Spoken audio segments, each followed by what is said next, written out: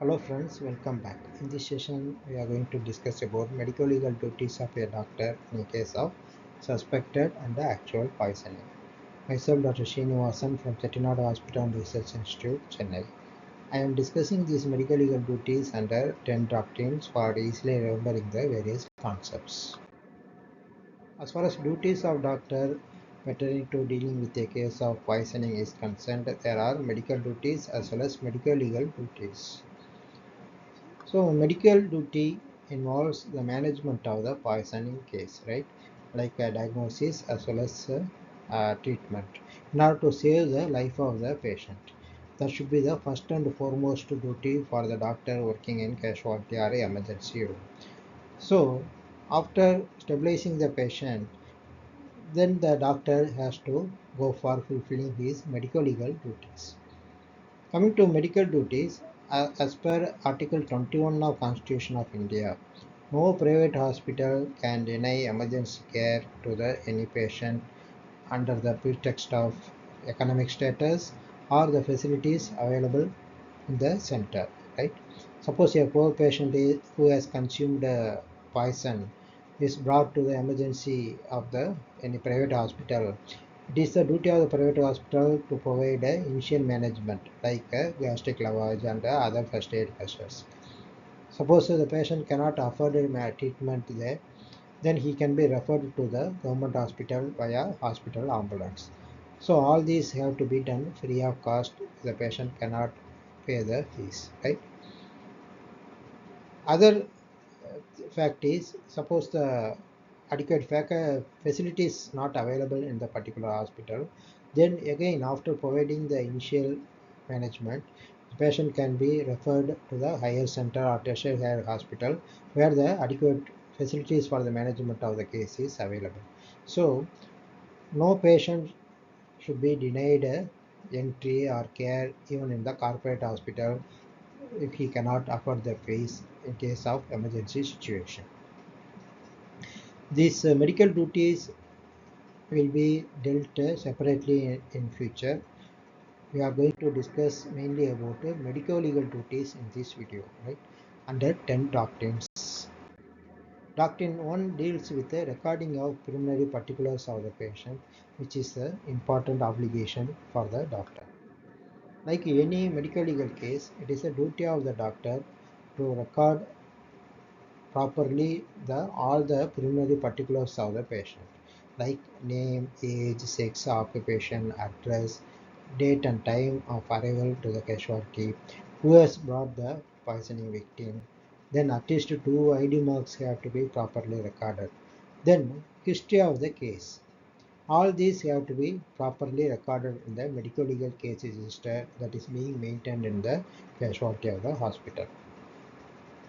Suppose the patient is cooperative and conscious, then he can tell the doctor about the nature of poison he consumed, quantity, time of consumption, which all help to formulate the treatment protocol, right?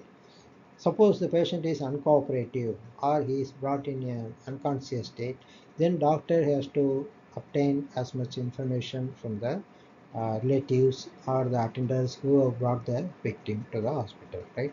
So that will help to formulate the treatment protocol. Second routine is with respect to intimation by the doctor to the police regarding the poisoning case. The doctor who is working either in the private or in the government hospital have to inform all cases irrespective of manner of poisoning. That is, whether it is a case of suicidal or accidental or homicidal poisoning, it is better for the doctor to inform the nearby police station about the case immediately. Suppose if the doctor does not inform the police, especially the attempted homicidal poisoning, then he can be punished under section 211 of BNS with the punishment up to 6 months of imprisonment or fine up to 10,000 rupees or both for concealing the crime, right? Suppose if the doctor, if it is proved, has given false information in dealing with a poisoning case regarding the manner of poisoning. For example, A doctor knows it is an attempted homicidal poisoning, but he informs the police as a case of suicidal or accidental poisoning with some interest on the perpetrator. Then he can be punished for providing a false information leading to misleading the police investigation. He will be punished for this under section 212 of BNS with imprisonment up to 2 years or fine or both. So the doctor will be punished if he does not inform the police, or he informs the police but not providing the uh, proper genuine information as he knows during the course of the treatment about the patient, whether it is pertaining to uh, diagnosis or whether pertaining to manner of poisoning. All these doctor has to give about this genuine or what he believes to be true to the police. Doctrine 3 again deals with the sharing of information to the police by the doctor when the doctor is summoned by the police officer. So the doctor is summoned by the investigating officer who is dealing with the case of poisoning the doctor is attending. Then it is the duty of the doctor to provide all the information he knows while treating or dealing with the poisonous case to the police, right? He has to share all the vital information what he believes to be true to the police as per section 195 of BNSS. Again, after being summoned, the doctor conceals the information to the police. Then, if it is proved with the intention of protecting the accused or for the benefit of the accused in case of suspected homicidal poisoning, then the doctor can be punished under section 239 of BNS with imprisonment up to 6 months or fine up to 5,000 rupees or both. Suppose if it is proved again that a doctor gives a false information to mislead the police or to protect the interest of the accused, then he is liable to be charged under section 212 of BNS with imprisonment up to 2 years or fine or both. Suppose during the judicial proceedings like a court trial, doctor intentionally or willfully giving false evidence, then if it is proved, then the doctor can be charged under section 229 of BNS with imprisonment up to 7 years, and he is liable for fine of up to rupees 10,000 also. So giving false evidence during the judicial proceedings or court trial, then he will be punished for perjury for uttering willful false evidence. According to Doctrine 4, which deals with attempted homicidal poisoning. In case of suspected or attempted homicidal poisoning, doctor is required to consult the senior doctor in the hospital to keep him informed about the case he is dealing and to get his second opinion regarding the proceedings of the case, right? It is better for the doctor to get the second opinion from another doctor, especially when dealing with a case of suspected or attempted homicidal poisoning. Suppose if it is an proven attempted homicidal poisoning, then it is the duty of the doctor not to allow any suspected person from his family or relatives to be present in the hospital along with the patient, right? Patient has to be provided a hospital attendant, a reliable attendant or nurse always, and no family members should be allowed to be present to avoid further poisoning. And similarly, in case of attempted homicidal poisoning, it is better to feed the patient with the hospital food, and the food prepared from the his home or by the relatives should be avoided, right? And patient also should be fed either with a reliable attendant from the hospital or the hospital nurse in order to avoid further attempted homicidal poisoning. So, in case of attempted homicidal poisoning, it is better for the doctor get the second opinion from the senior doctor, as well as to keep safe of the patient by keeping him in a separate room without his relatives, as well as food being fed by the reliable hospital attendant or the nurse. The Doctrine 5 deals with the preservation of evidence in a case of poisoning. So, irrespective of whether it is suicidal, or accidental, or homicidal poisoning, it is a duty of the doctor to compulsorily collect and preserve all the evidence. These evidentiary materials include the leftover food, right? Especially in case of accidental or homicidal poisoning, which may show some poisoning, right? Then the leftover pills, poison is used for suicide, or or this any poison being used for a homicidal purpose. Then patient's blood, urine, vomitus, feces, etc. Then gastric lavage sample, all have to be preserved and sent for the nearby toxicological lab or forensic science lab for the analysis and detection of the poisons. Suppose if the doctor intentionally omit to collect this evidence and as well as to preserve this evidence, then he may be punished under section 238 of BNS for causing disappearance of evidence of offense, right? With a imprisonment up to 7 years, and he may be liable for fine also. If it is proved that a doctor did it, that is, a doctor intentionally omit to preserve the evidence, these evidentiary materials, in the interest of protecting the accused, right? If the doctor is charged under section 238 for intentionally causing disappearance of evidence of offense by omitting to collect and preserve various evidentiary materials from the alleged poisoning patient, especially in case of accidental or homicidal poisoning, then it is the onus lies on the doctor only. So to disprove the allegation in order to avoid punishment, right? It is for the doctor to disprove that he intentionally omit to collect and preserve the samples, right? In order to avoid punishment. These are the various evidential materials generally will be preserved from the alleged poisoning patient, right? Like a blood, urine sample, stomach wash sample if it is done, especially within 3 hours of consumption of poisons. All these have to be preserved, properly sealed, and handed over to the police after getting the receipt from the police, and the police will take these samples and submit to the toxicology lab or forensic science lab in a sealed condition, right? So this is the important duty: collecting, preserving, as well as handing over the samples to the police for the analysis, whether it is a case of suicidal or accidental or homicidal poisoning. Intentional omission to do all these is liable for punishment. According to Doctrine 6, is pertaining to again sending these samples to the laboratory.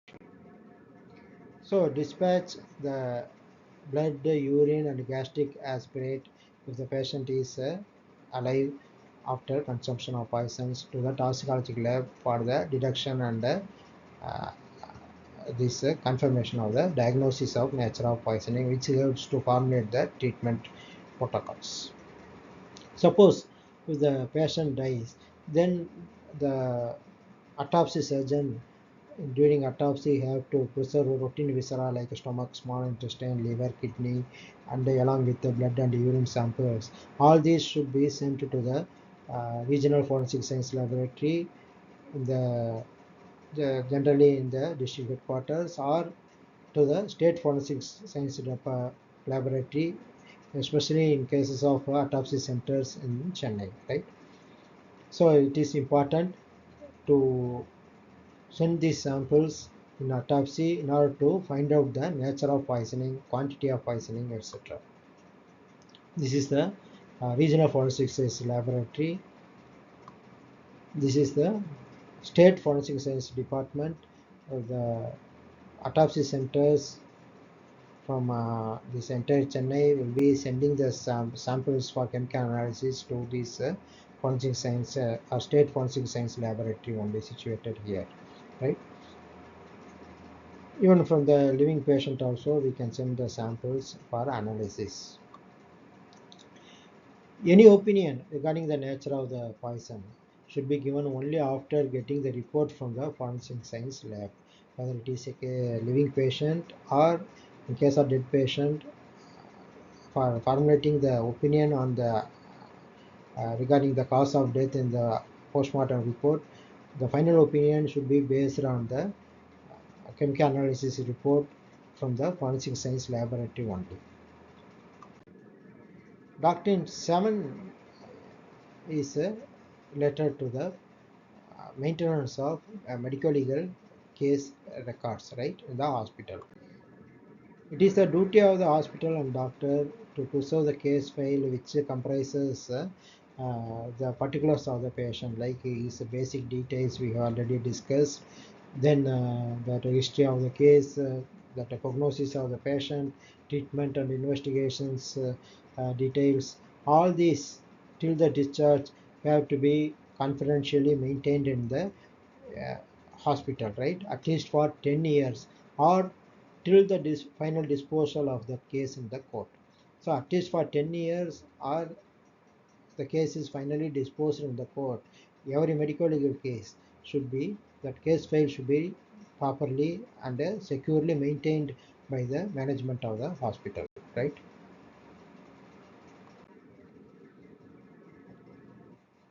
According to Doctrine 8 is a letter to recording of dying declaration.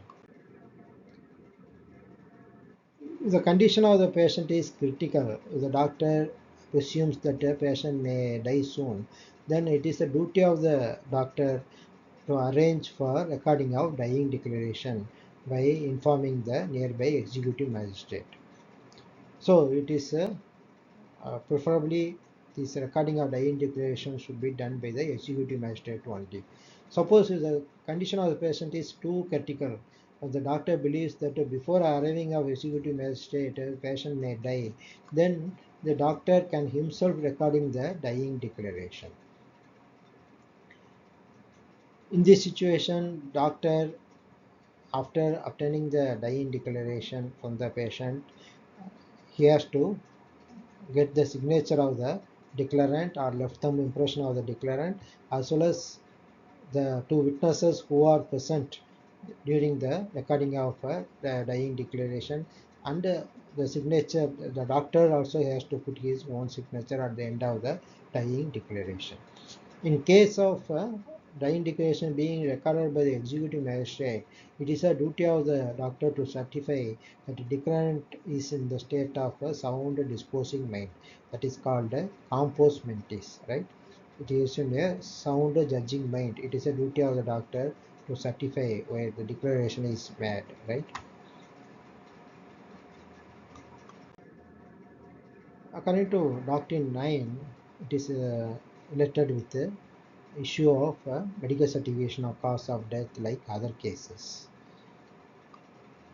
Doctor, in the case of poisoning, the death occurs during the course of treatment in the patient in the hospital, he should not issue the cause of death certificate.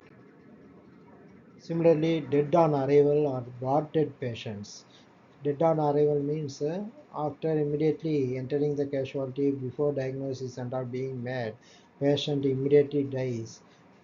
The brought dead means the patient already died during the transport to the hospital, or he already died at home, right?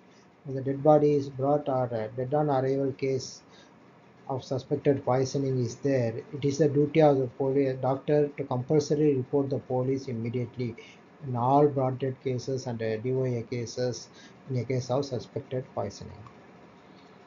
If the patient dies in the hospital during the course of treatment, as I told, that MCCD, that is medical certification of cause of death, should not be issued by the doctor, right? Now the doctor has to inform the police and hand over the body to the police so that the police can arrange for medical legal autopsy, where the autopsy surgeon, after the postmortem examination and the chemical analysis of the visceral samples by the forensic science lab, after obtaining the report from the lab, he will issue the final opinion regarding the cause of death in the postmortem report. Doctor should not issue the medical certification of cause of death, mentioning the cause of death as poisoning, like other cases here. The patient dies, it is duty of the doctor to inform the police to arrange for medical legal autopsy. Then final that doctrine 10 is related to again intimation in a case of food poisoning from the public eateries. If the doctor comes across several cases with similar clinical findings after eating food in the particular eatery or restaurant, or multiple students are coming with clinical features, similar clinical features after eating food in the hostel, then it is the duty of the doctor to inform the public health authorities. Suppose in a particular locality several patients are coming with similar clinical findings. The doctor suspects the poisoning is due to drinking of contaminated water. Then he has to inform the local public health authorities so that they can go and check the food being served in that restaurant or hostel, or they will check the drinking water that is being used in that people of that locality is contaminated. Then they will take appropriate action, right? So it is the duty of the doctor in case of mass food poisoning and all to inform the director of public health. These are all the 10 duties we already discussed. Now I would like to discuss certain controversial facts that are seen in our forensic medicine textbooks. Some books are saying no need for private doctors to notify suicidal or accidental cases to police, but government doctors must report even suicidal and accidental cases also along with homicidal cases. Why there is a discrimination between government doctors and private doctors? According to these legal principles, government doctors like private doctors also, if they confirmly believe that it is a case of attempted suicide or accident, then they also need not inform the police like private doctors. This is why I am saying this is uh, according to section 309 of IPC, it is mentioned there, attempt to commit suicide is a crime, right? Which says whoever attempts to commit suicide and does any act towards the commission of such offence shall be punished with imprisonment for a term which may extend to 1 year or fine or both. So either the patient who attempted suicide is let out with fine, or he may be imprisoned up to 1 year in a case of for attempting the suicide. But in the year 2017, the Mental Health Care Act, which has been amended, clearly decriminalizes the attempted suicide. It says whoever attempts suicide shall be presumed, unless proved otherwise, to have severe stress and shall not be tried and punished under the said code. That is, every patient who attempted suicide, unless proved otherwise, should be suffering from severe mental stress. As the patient is already having severe stress, he should not be punished for attempting suicide under 309 of Indian Penal Code. So it clearly decriminalizes the attempted suicide in contradiction to 309 of IPC.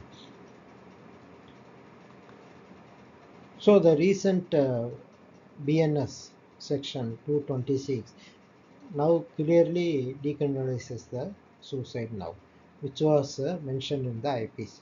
So the newer act omits this attempted suicide as an offense. In this, according to 226 BNS, anyone who attempts suicide in order to compel or restrain the public servant from discharging his official duty, right?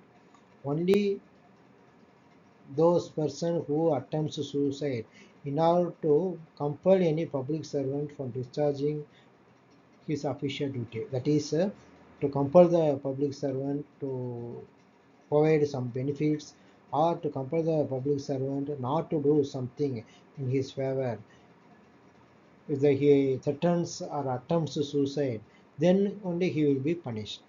Otherwise, committing suicide for any other reason like personal reasons, suffering from any psychiatric conditions or depression, or for any other reason person commits suicide, then as per 226 BNS it is not punishable.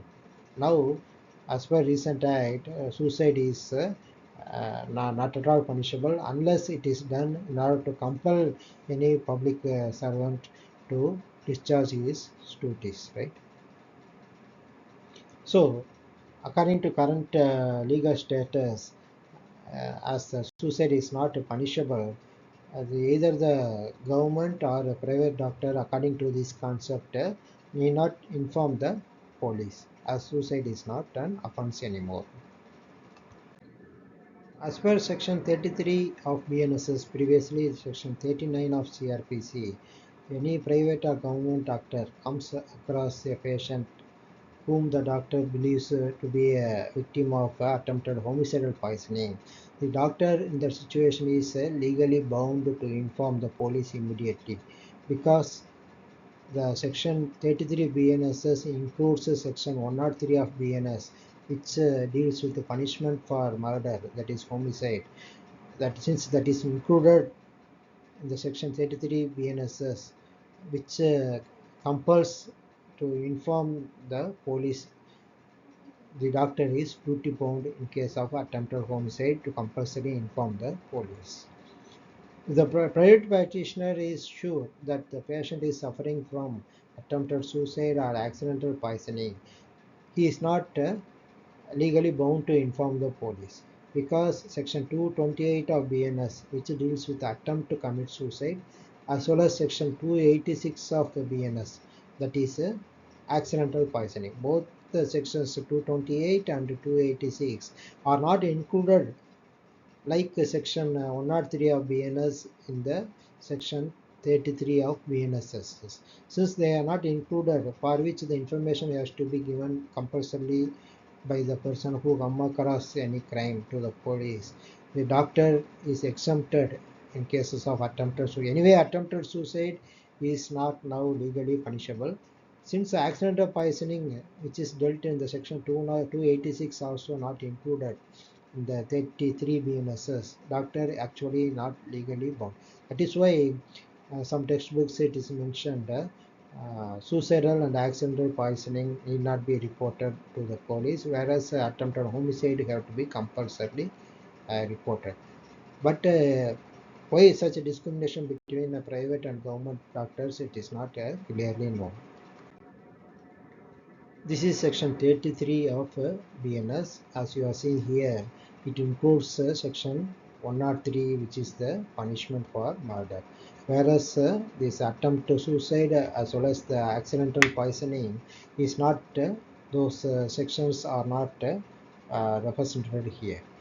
So as you are seeing here, 33 of BNSS says, every person aware of the commission or of the intention of any other person to commit any offense punishable under any of the following sections of BNS, like these, have to, and the lastly it is mentioned, right? In the absence of any reasonable excuse, burden of proving whose excuse lie upon the persons who are aware, forthwith give information to the nearest magistrate or police officer of such commission or intention, right?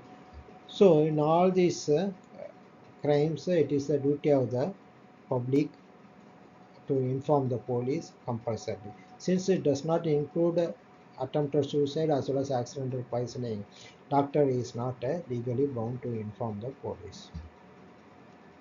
But actually this section 33 BNSS is meant for common public only. The doctors, they are special, right? They are actually having the powers to preserve evidence, to help the police in determination of manner of poisoning. As being an expert in the medical field, it is better for the doctor always to inform the police irrespective of manner of poisoning, whether it is suicide or homicide or accidental poisoning.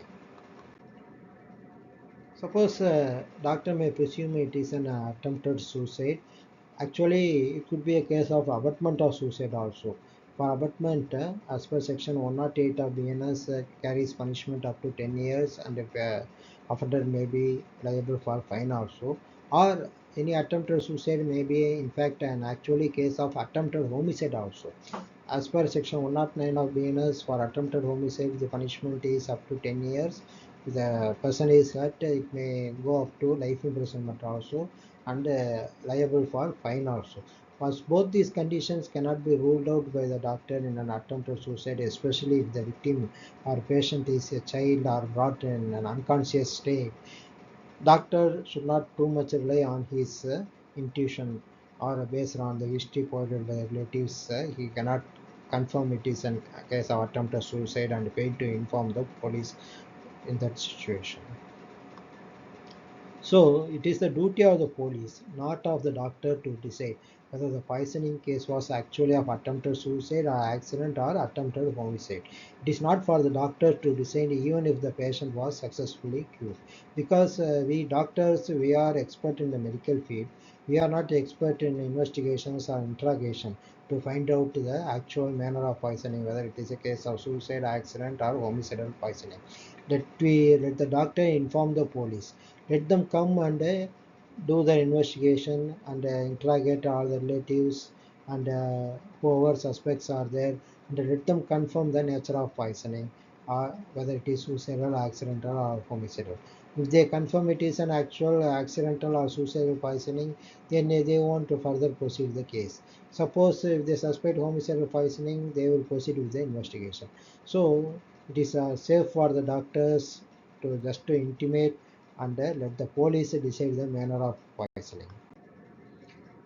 This is what this slide says, right? Inform every case of poisoning irrespective of manner of poisoning to police.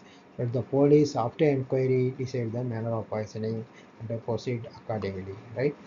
Because sometimes the doctor fails to inform the police, as he's according to this legal 33 BNSS, which doesn't include this intimation in cases of attempted suicide or accidental poisoning. Doctor cannot take shelter sometimes because the patient dies and later some allegation that it could be a case of homicidal poisoning. Since the doctor didn't inform the police earlier, then the police may accuse the doctor, because had the doctor informed earlier, they would have gone for the suspect house. They can recover some poison, or they would have got some vital evidence suggestive of this homicidal poisoning if they did it in that particular time, right?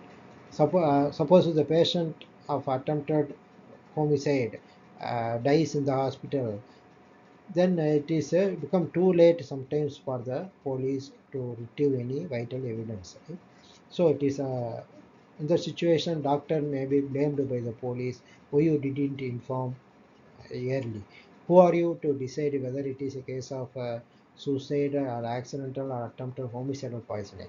Had the doctor informed us, we would have properly investigated and found that it could be a case of homicidal poisoning, and we would have retrieved some vital evidence also. So to avoid these type of allegations by the police, it is always safe for the doctor to inform every case of poisoning, irrespective of manner of poisoning, to the police immediately after admission, right? So these are the references I used for the presentation. I would like to thank especially Dr. V. Pillai sir, for because I got inspired from his video on this topic, which is available in the ATCM Emergency Medicine YouTube channel. I thank other textbooks authors also.